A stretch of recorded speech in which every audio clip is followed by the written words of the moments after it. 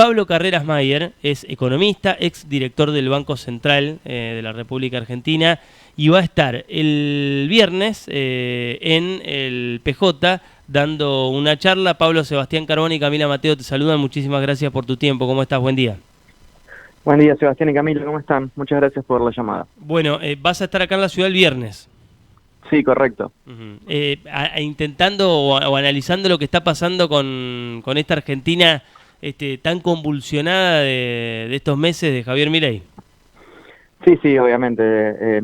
La idea de la charla es brindarle ahí a los compañeros de Entre Ríos y específicamente de Gualeguaychú una mirada y un diagnóstico sobre lo que está pasando con la macroeconomía, que es a lo que me especializo, y obviamente cómo está impactando, tratando después de llevar eso a cómo impacta en la población común, como para darle a los militantes políticos, a los funcionarios, a los que tienen cargos electivos, nada, herramientas y información sobre todo. La verdad que lo que hay es muchas ganas de entender qué está pasando, Sí. hacia dónde puede evolucionar el programa de gobierno y nada, qué es lo que podemos esperar a futuro, ¿no? Y como siempre en economía no hay cuestiones cerradas, hay escenarios, hay variables que, digamos, que son hipótesis de cómo podría aplicar medidas de gobierno, cómo podría haber determinados eventos que condicionan esas políticas, con lo cual la idea es darles una mirada en ese sentido.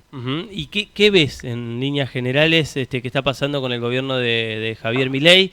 ¿Y qué sentís que puede pasar? Porque la sensación que me da a partir de algunos comportamientos del gobierno es que en algunas cosas ha dado alguna marcha atrás. Uno podría pensar, bueno, la regulación de prepagas que salió como salió, las tarifas, la demora en los aumentos, más allá de que estábamos hablando ahora que las tarifas van a venir con aumentos de más del 200%, digamos, algunos frenos que van a contrapelo de lo que el presidente había planteado en campaña y de lo que de hecho dijo en los primeros meses de gobierno, con esto de que el mercado nunca se equivoca, y que con algunas cosas ha dado marcha atrás. ¿Ves un gobierno que se vuelve más pragmático o que se da cuenta que se le está yendo las cosas de las manos? Mira, no sé si, yo no estoy seguro que ellos tengan esa sensación, me parece que no, me parece que el gobierno está tratando de imponer una agenda, de ser proactivo, de sacar medidas.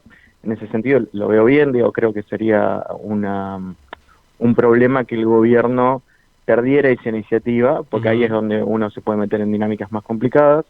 Yendo a tu pregunta, yo la verdad que tengo la sensación, y lo vengo discutiendo hace tiempo, de que el gobierno arrancó con un tipo de programa y con un discurso que buscaba, digamos, recomponer cuestiones que eran compartidas por muchos economistas, que había que recomponer, precios relativos que tenías que recomponer, el déficit fiscal era una cuestión que todo el espectro político en la campaña estaba de acuerdo en que había que ir hacia un equilibrio fiscal. Después podemos discutir cómo, digamos, ahí hay puntos de desacuerdo, pero sobre el objetivo no había mayores discusiones. Y así como arrancó en ese estilo, a mi juicio, con algunos, ¿cómo decirlo? Digamos, con algunos recursos que para mí no eran los ideales, como por ejemplo que la baja de gastos se base básicamente en la licuación de jubilaciones. El gobierno hace una devaluación muy fuerte, acelera la inflación a niveles muy por encima de los que teníamos. Sobre la base de eso logra un ahorro fiscal, básicamente esa es la historia del primer trimestre o cuatrimestre de este año, ¿no? A grandes rasgos. Por otro lado, no hace prácticamente nada con los costos de generación y la recomposición de tarifas, que era algo, digamos, que estaba planteado, estaba en agenda, había oportunidades de mejorar la segmentación y de tener un esquema donde vos fueras recomponiendo costos de la energía que pagan los usuarios, fueras al mismo tiempo haciendo obras de infraestructura que te permitían bajar los costos del sistema. Lo hemos discutido, digamos, ha sido cuestión pública en los últimos 30, 40 días, ¿no? La importancia de obras como las plantas compresoras, el reversal del gasoducto del norte, todas iniciativas que te permitían bajar el costo de producción de energía en Argentina y obviamente hacer una política de racionalización de subsidios más, si querés, morigerada de cara a la gente, porque estaba generando un ahorro que venía simplemente de decir, che, no importo energía cara, sino que aprovecho los recursos que tengo, ¿no?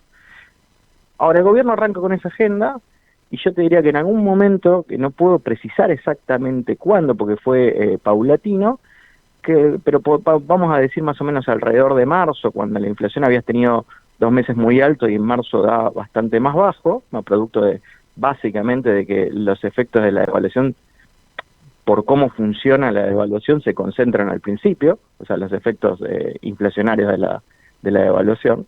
En ese momento el gobierno cambia el enfoque, ahí hay una dosis de pragmatismo, pero no pragmatismo económico, hay una dosis de pragmatismo político o de supervivencia política y promete una desinflación rápida y una recuperación en B de la economía. Sí. O sea, ¿por qué?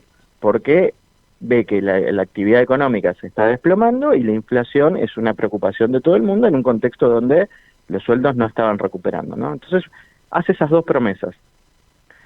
El problema es que esas dos promesas son un poco incompatibles con cosas que tenías que hacer y que recién ahora estás haciendo. Y que hoy lo vemos, por ejemplo, con el tema de la quita de subsidios para los usuarios N2 y N3 y la recomposición de los costos de generación que pagan los usuarios. Porque eso te va a alimentar la inflación, digamos, vos no podés mantener un camino descendente de inflación con ese tipo de ajustes que hay que hacer en precios, y obviamente también hay recomposiciones salariales que son evidentes que hay que hacer hacia adelante, y también está la incógnita de qué haces con el tipo de cambio oficial, y hay toda una discusión que también ha sido agenda pública, no sí, de hecho, lo pongo yo en el debate. El presidente ha sido muy duro, Pablo, en decir que el tipo de cambio está bien. ¿Cómo? Que el presidente ha sido muy enfático en decir que el tipo de cambio no está atrasado. Correcto, sí, exactamente, eso iba. Había una discusión pública donde varios economistas, digamos, no sería el primero, dicen, che, este tipo de cambio corregido por inflación, lo que los economistas llamamos el tipo de cambio real, es posiblemente un problema de cara hacia adelante porque está en niveles históricamente bajos. En realidad todavía no está tan bajo, pero está convergiendo a algo que son los niveles previos a la salida del cepo por parte del gobierno de Macri. Estamos cerca de los niveles de fin de la convertibilidad. Son niveles de apreciación cambiaria importantes. Y obviamente, sí, como vos decís, el presidente mismo ha salido a decir, acá no hay atraso cambiario, sí. Todo el que lo diga no entiende de economía, ¿no? Con el estilo habitual que tiene. Sí. Y yo creo que hay una preocupación genuina por ahí. Yo no diría que tenés un atraso cambiario tan extremo como el que has tenido en otros momentos de la historia argentina, por ejemplo, a fines de la tablita de Martínez de Oz, pero lo que preocupa sobre todo es la dinámica, hacia dónde va esto. Porque de vuelta, estamos esperando que la inflación se estabilice en un buen escenario, con estos ajustes de tarifas mediante, en 6-7 puntos porcentuales por mes, con el crawl, esto es el deslizamiento del tipo de cambio oficial, al 2% mensual, estás todos los meses sumando 4 o 5 puntos de disminución del tipo de cambio real. Y no estamos suponiendo que haya una recomposición fuerte de salarios, porque en ese caso vas a tener más inflación y además los salarios en dólares van a empezar a crecer más fuerte de lo que ya están creciendo, y ahí vas a tener un problema de competitividad para toda la producción transable todavía más notorio. Sí. Ahora, la pregunta que se me ocurre, que supongo que es la más difícil, porque vos describís algo que pareciera como una trampa. ¿Cómo se sale de todo eso? Digo, de todas esas variables que parecieran conspirar con el futuro económico del país. ¿Cómo se sale? Digamos, ¿dónde está la llave? Es complicado, digamos, porque en parte requiere que el gobierno un poco vaya para atrás sobre sus propios pasos, ¿no? Y cambie un poco la mirada. Yo creo que lo va a hacer más por necesidad que por convicción. No me queda claro cómo va a acomodar la narrativa el gobierno, pero la medida que estamos viendo hoy, esta lógica de un periodo de transición para la recomposición de subsidios y un régimen más llamémoslo definitivo, aunque no creo que sea definitivo, pero al menos por la lógica de la resolución lo es, digamos, en un periodo de transición, y después la llegada de un nuevo régimen implica una recomposición de tarifas que de vuelta va a ser inflacionaria, va a agregarte presión inflacionaria, no podemos todavía evaluar cuánto, pero bueno, sí va a quebrar esta tendencia que era motivo de jubileo para el gobierno de la inflación cayendo todos los meses. Y ahí te meto en un terreno político. ¿Cuánto le pega? Digamos, porque el gobierno, yo diría que de las pocas cosas que muestra como con orgullo de sus primeros meses de gestión es la baja en realidad que la inflación venga descendiendo paulatinamente. Si eso se le rompe, y el próximo mes, ponele que cierra en 5 puntos la de mayo, como están diciendo algunas consultoras, y que en junio se le vaya para arriba. Digamos, ¿cuánto sentís que le pega políticamente al gobierno de Milei? Es difícil de evaluar, porque no es lineal además. Yo no creo que sea... Depende también cuánto sea el rebote y sobre todo me parece cuál sea la persistencia de ese rebote. O sea, lo que yo creo que un escenario posible que tenés para adelante es una inflación que te queda, ya te digo, es un escenario bastante benigno, en niveles de 6-7%, que es lo que había previo a toda la parte, digamos, con mayores así shocks que hubo durante el año pasado, digamos, cuando entramos en la fase eleccionaria, cuando hubo la recomposición del tipo de cambio en agosto, en el medio de cerrar con el fondo. Ahí Argentina previo a eso venía 5 o 6 puntos de inflación mensual, hacía bastante tiempo, y después a partir de ahí tuvo un periodo más turbulento con inflaciones que quedaron primero en 10-12%, se logró bajar un poco, de vuelta ruido eleccionario, se vuelve a subir en noviembre, en fin, digamos, en el escenario que estamos hablando puede tener algo parecido a la inflación que hubo durante los últimos 6 meses de 2022, primeros 6 meses de 2023. Yo creo que el problema que tenés ahí es, sobre todo, qué mostrás para adelante. O sea, yo no sé, o sea, si lo que mostrás para adelante es, este es mi gobierno, esta es mi situación económica, esta va a ser la inflación de mi gobierno, creo que ahí sí tenés un golpe importante.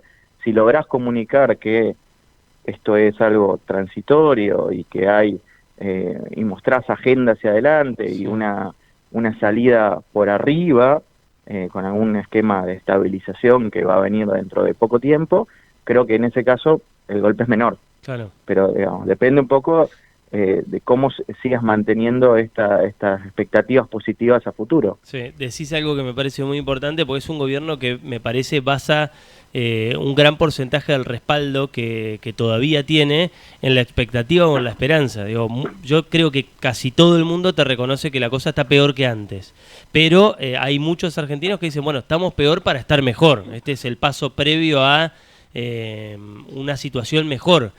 Digo, si se rompe eso, da la sensación de que se rompe gran parte del acuerdo que tiene Milei con su electorado, con la gente que lo respalda. Sí, de acuerdo, está este riesgo y está esa cuestión. Yo creo que el gobierno en algún momento tiene que lograr que esta esperanza se sustente en algo tangible en términos de planes de gobierno, digamos, porque la verdad que el gobierno en términos de lo que muestra hacia adelante muestra conceptos, digamos, el presidente y también el ministro de Economía tiene una filosofía de lo que quiere que sea la economía, que es un... ¿Por qué uso la palabra filosofía? Porque es algo menos que un plan y que un rumbo concreto de acciones. O sea, quiere una economía más competitiva, es filosófico si no lo llevas a algún tipo de regulación más palpable. Y después, obviamente, el diablo está en los detalles. O sea, la filosofía puede ser la idea, la lógica puede ser linda, y cuando uno va a ver la letra chica encuentra cosas que no le gustan y que pueden generar también descontento. La idea déjame ir al pasado para usar, un pasado que al gobierno le gusta, déjame ir a los 90. La idea de cuando aparecen las privatizaciones, y era una idea que tenía su sex appeal, digamos, desde la lógica de vueltas, de la filosofía hacia donde íbamos. Era transformar una serie de servicios que el sector público brindaba con deficiencias, mejorar la productividad de la economía y modernizarla, ¿no? Esas eran tres palabras con las que nadie estaba en desacuerdo. Pero después las privatizaciones son procesos complicados y que en algún punto son, digamos, es como meterse en el barro, y salieron algunas cosas buenas de esos esquemas de privatización y otras cosas malas, que de hecho se revirtieron, digamos, pasado el tiempo, porque tenías empresas o estabas generando monopolios y después no los regulabas correctamente. Entonces digo, estamos, tienes una filosofía con la que muchos podemos acordar en algunos puntos, podemos tener filosofías diferentes, pero digo, una idea que tiene su belleza, pero hay que ver después cuál es el plan concreto de implementación y qué riesgos tiene. Buenos días, Pablo, ¿cómo estás? Camila te saluda. Hola Camila, ¿cómo estás? Todo bien. Pablo, quería preguntarte, de acuerdo a lo que veníamos charlando, si ves en alguna de las medidas que ha tomado el presidente a nivel económico en estos meses, si hay algo que vos rescates, que digas, de todo esto que está mal, esto lo hizo bien.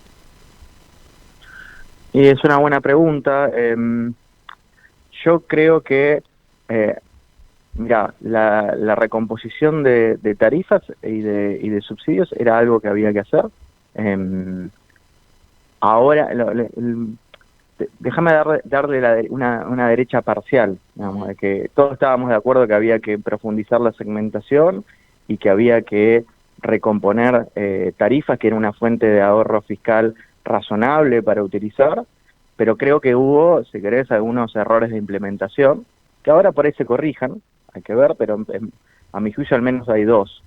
Primero, se pospuso innecesariamente y usaste otras fuentes de ahorro fiscal que para mi juicio son de peor calidad en lo que hace a comunicar que vos estás teniendo un superávit estructural. Y por otro lado, no hiciste no fuiste estratégico a la hora de manejar los gastos de capital para acompañar ese proceso, digamos, donde básicamente estamos viendo que por una cuestión dogmática o medio de frenar todo y después ponerte a analizar las consecuencias de frenar eso, que es un clásico también de Argentina, frenaste obras que era importantísimo que siguieras haciendo a principio de año. Entonces yo creo que la cuestión energética es algo que hay que hacer y que el gobierno tiene algunos aciertos ahí, pero bueno, de vuelta, si me decís, en la idea general de modificar tarifas y de una recomposición de la segmentación, estábamos todos de acuerdo. Después, de vuelta, el diablo está en los detalles y el proceso en sí tiene sus claroscuros. Vos venís el viernes al PJ a hablarle a peronistas, ¿no? Digo, de cara a lo que viene, ¿cuánto tiene que aprender el peronismo? ¿Cuánto tiene que entender que el camino por ahí es, teniendo en cuenta estas cosas que vos decís, bueno, el déficit fiscal no se podía tener más, las tarifas había que segmentarlas y había que actualizarlas? Digo, estas cosas que vos decís necesariamente un gobierno tenía que hacer, más allá de que no coincidas al 100 con cómo se está haciendo ahora, pero que vos reconocés que hay cosas que había que tocar de la economía. ¿Cuánto tiene que entender de eso el peronismo de cara a lo que viene? Mira, yo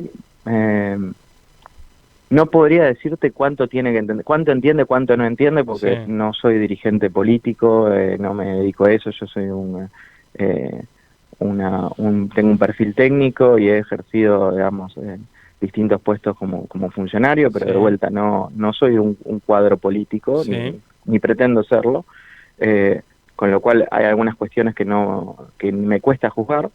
Yo creo, sin embargo, que hay buena parte de la dirigencia peronista que yo conozco, con la que he tenido interacción, entienden mucho de estas cosas y hay una conciencia de que era necesario readecuar algunas cuestiones que venían, sobre todo en el último tiempo, complicadas.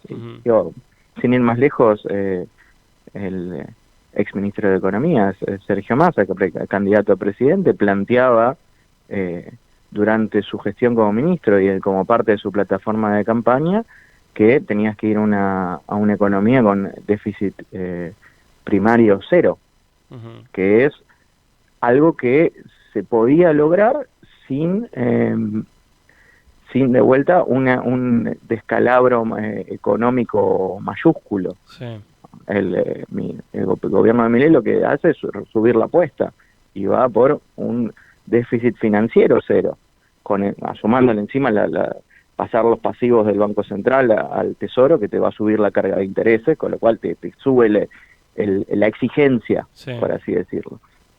Pero de vuelta, sí, yendo a tu pregunta, yo creo que buena parte de la dirigencia peronista, no sé, miro al PJ cordobés, por ejemplo, para darte otra, también tiene una lógica, entiende que había cosas que había que modificar y que hay que ir hacia una macroeconomía estable, que hay valor en tener una macroeconomía estabilizada y bajar la inflación. Creo que hay un acuerdo amplio en eso. Después, el problema está en el cómo, ¿no? Y cuál es el programa que es más efectivo en lograr esos objetivos y que tiene los menores costos sociales posibles y que esos costos sociales son manejables políticamente. ¿No?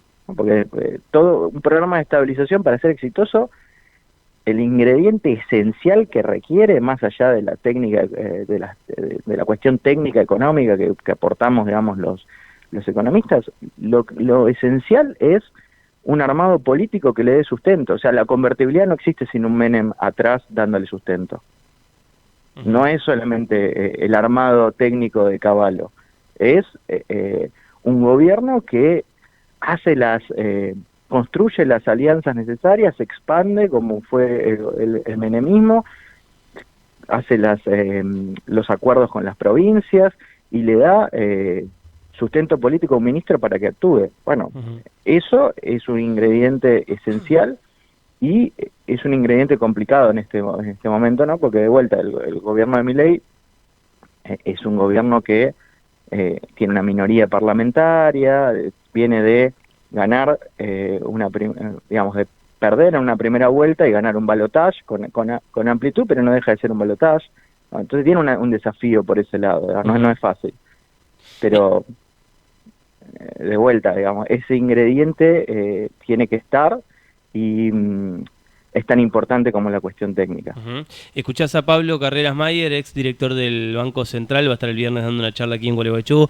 Pablo, el gobierno o el presidente en campaña había hablado de eliminar el Banco Central. ¿En qué quedó aquella promesa? La sensación es que en lo que va de gestión ha ido por el camino inverso, pero vos que lo conocés de adentro y que conocés muy bien el tema, ¿qué ves de aquella promesa de campaña?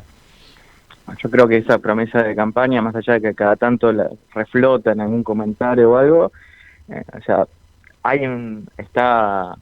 mí, a mi entender, está abortada en esos términos. Yo creo que ahí hay un giro pragmático a nivel económico, razonable, que celebro, volviendo a la pregunta de Camila.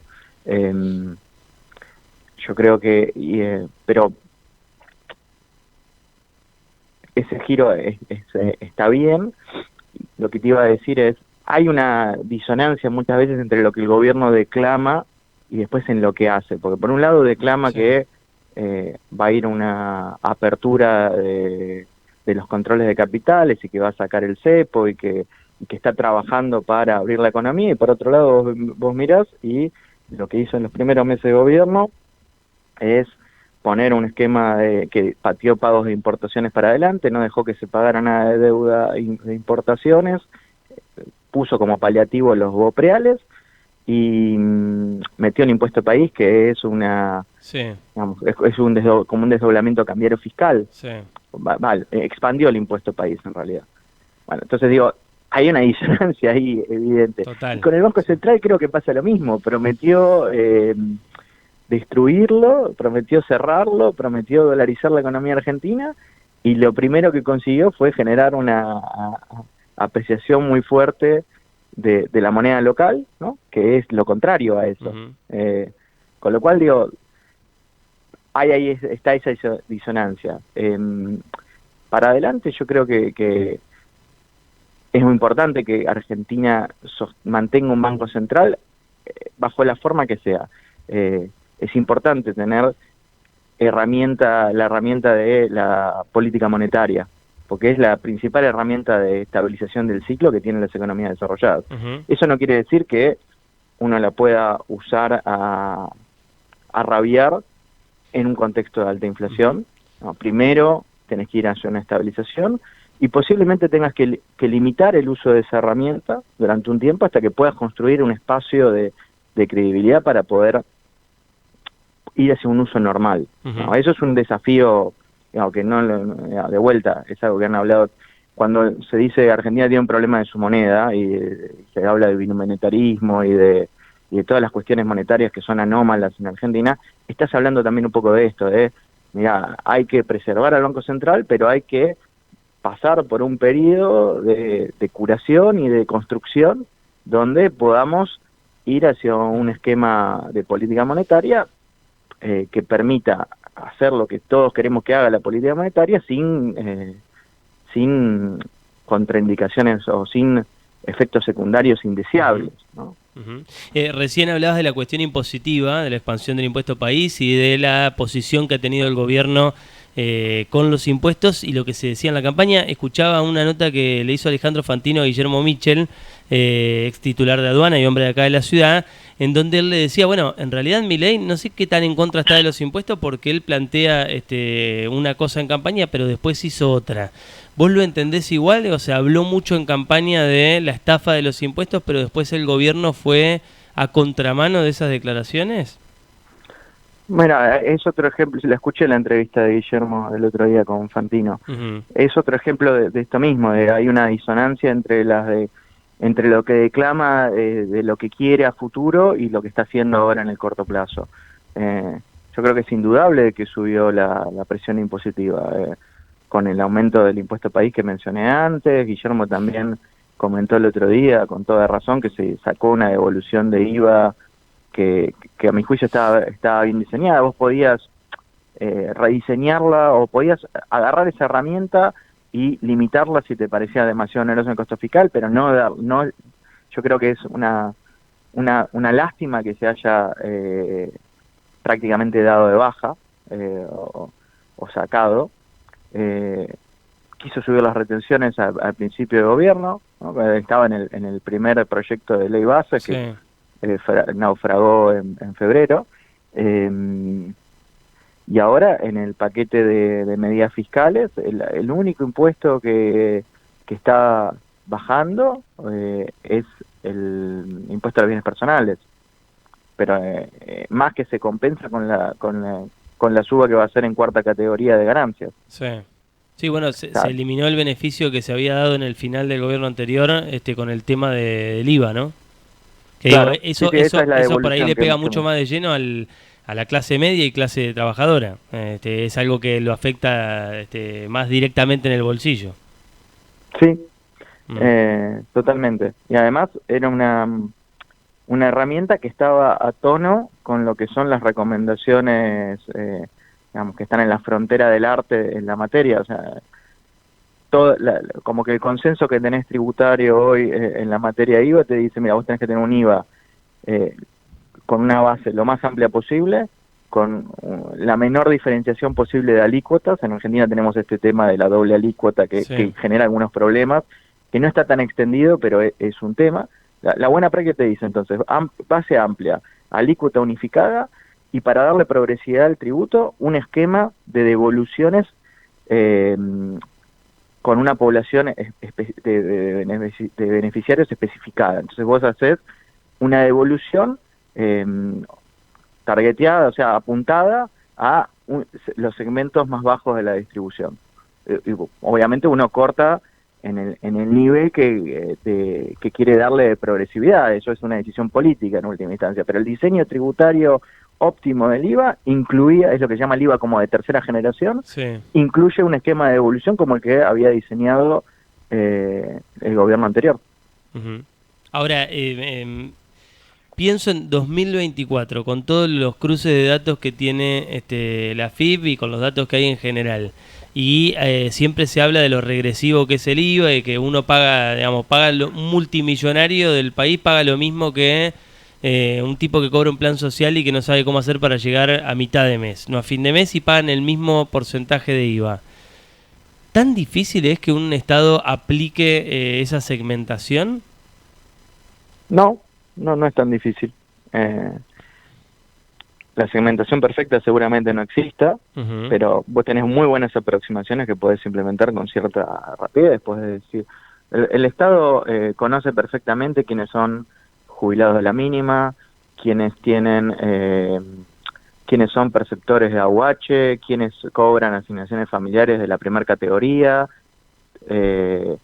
quiénes son beneficiarios de las becas Progresar, quién tiene un plan de incorporación al mundo del trabajo, lo que mal llamado planes sociales.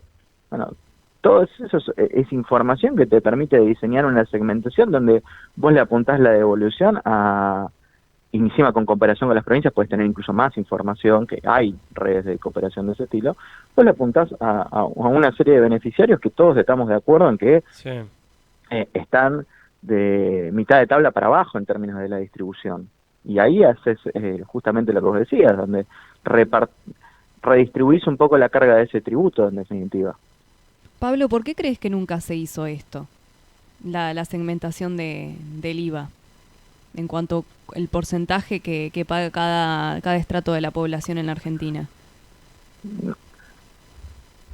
A ver, la segmentación en términos de alícuota es una mala práctica. O sea, agarrar y decir las alícuotas son diferenciadas es una mala práctica. Lo que yo digo es que se puede hacer una segmentación que es una aproximación a eso, que es más eficiente desde el punto de vista tributario, no te genera problemas de evasión, por ejemplo, que es la devolución segmentada. Y no creo que no ya se ha hecho, se hizo y se fue para atrás. Vos me decís, el gobierno podrá decirme, era muy oneroso o era demasiado amplio. Bueno, restringilo, ponerle criterios de priorización a los segmentos que querés llegar. O sea, había cosas para que se podían pensar, pero no se quiso pensar. Claro, el tema es que se aplicó en los últimos meses también que estaba el gobierno anterior. O sea, digo, no se aplicó en otros contextos, por ejemplo, donde también se vieron, porque esto no es que viene desde hace poquitos meses, no, o sea, digamos, lo que tiene que ver con la pérdida del poder adquisitivo en Argentina viene desde hace muchísimos años. Digo, ¿por qué no se aplicó la herramienta también antes de lo que se decidió aplicar? Porque se priorizaron. Déjame responderte en dos partes. Primero yo diría que no es una herramienta que te va a solucionar una pérdida de poder adquisitivo de largo plazo, porque no es ese su función, no es ese su capacidad como herramienta. Argentina tiene un problema de crecimiento desde hace muchos años, ¿no? Por lo menos arrastra 10 años con problemas de crecimiento, digamos, de alta volatilidad, con una tendencia de crecimiento compleja o prácticamente cero. Ese es un problema que de origen, si querés, macroeconómico, que hay que enfrentar con una estrategia de política macroeconómica también. No lo vas a resolver con este tipo de herramientas. Entonces, yo creo que los gobiernos en los últimos años han buscado mecanismos para tratar de enfrentar ese problema macroeconómico, de cambiar la dinámica de crecimiento de Argentina y que pueda entrar en un sendero más estable. No han tenido éxito, ¿no? Porque es evidente, o han tenido éxitos parciales, si lo querés ver de otra manera. Y estas herramientas no buscan revertir eso. Estas herramientas, a lo sumo, mejoran la progresividad de un tributo y te pueden dar algún beneficio coyuntural para una población que vos tenés que estás tratando de compensar de alguna manera por los efectos, que estás tratando de compensarle sus ingresos porque están en un momento complicado. De hecho, esta medida se aplica en el marco como una estrategia de compensación de la devaluación. Por eso es bastante amplia la devaluación de agosto, digamos, de la recomposición del tipo de cambio y el aumento de los precios que eso generó. Fue una devaluación compensada. Acá no tenés digamos, lo que hiciste fue lo contrario, es una devaluación amplificada en diciembre, porque sacaste este tipo de compensaciones al bolsillo de los laburantes y al mismo tiempo introdujiste impuestos que se montaban sobre el tipo de cambio, como el impuesto país. ampliaste esos impuestos en realidad. Pablo, te hago la última, abusando de la generosidad de tu tiempo. Ayer se le dio media sanción en diputados a una nueva fórmula jubilatoria. El gobierno habla de una bomba fiscal y el presidente ya dijo que lo va a vetar. Vos hablaste al principio de la charla y eso está en todos los cuadros que explican qué es o qué compone el ajuste. La licuación de jubilaciones está primero en la tabla, es lo que más le aportó al gobierno. Correcto. ¿Cuán bomba es lo que pasó ayer para el gobierno? ¿Cuán bomba fiscal es para el gobierno? Y realmente si es algo imposible, porque digo, si hay un sector que merece ser recompensado, es el de los viejos. Digo, ¿qué ves? ¿Es tan inviable lo que pasó ayer como dice el gobierno? A mi juicio no.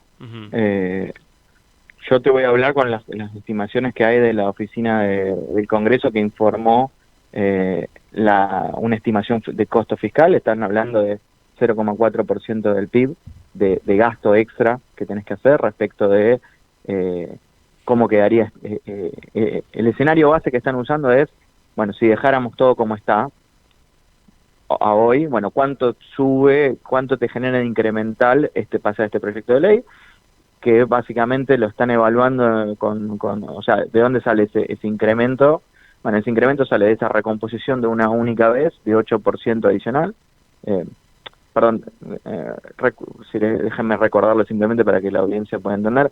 El gobierno ya hizo una recomposición de las jubilaciones a través de DNU, no lo hizo en el Congreso porque no tenía consenso para pasarlo, lo hizo a través de un DNU, donde dijo básicamente, voy a recomponerles 12,5% de la pérdida de los últimos meses, es decir, 12,5% podemos decir lo que es en términos reales, porque lo que hace acto seguido es decir, y las indexo por la inflación. Entonces, más allá de que las indexaciones tienen rezagos y de repente si vos tenés una inflación que se acelera mucho puede caer un poco en algún mes, a largo plazo lo que vos decís, bueno, está bien, le estás dando 12,5% de aumento, pero sobre una jubilación que había caído más de 30%. Sí. Entonces, lo que hace este proyecto de ley es decir, che, eso es mucho, dale 8 puntos más, que es compensarles la inflación de enero, no compensa completamente la inflación de diciembre, no la compensa de hecho, y agrega también otra cuestión que es decir, che, si hay aumentos de salarios por encima de los precios, o sea, si el salario real de Argentina se recompone, compartir parte de ese crecimiento, o sea, para que el salario real se recomponga a largo plazo requerís que la economía crezca. Sí. Si se está recomponiendo a largo plazo es que la economía está creciendo. Lo que dice este proyecto que se aprobó ayer es compartir parte de ese beneficio con los pasivos, ¿no? Con los jubilados, a través de una recomposición que se revisa anualmente, ¿no? y se determina un porcentaje de aumento por arriba de lo que daría la indexación pura. Eso es el proyecto. A mí no me parece costosísimo en términos fiscales y me parece que está reparando, como vos decís bien, compensando a un sector que la está pasando muy mal en este momento, y vos tenés